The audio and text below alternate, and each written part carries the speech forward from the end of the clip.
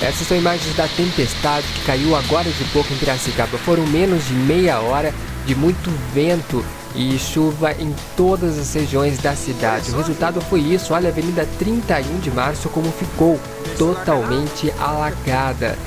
Também comércios que ficam nesta avenida, onde passa o córrego Itapeva, ficaram também alagados, como mostra esta outra imagem recebida no nosso grupo de interação.